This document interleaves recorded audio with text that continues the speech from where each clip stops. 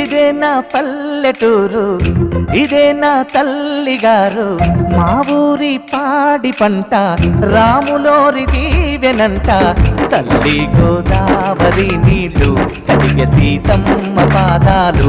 ఊరంతా hi hi hi, మనసంతా hi hi hi. ఇదే నా పల్లెటూరు, ఇదే నా తల్లిగారు.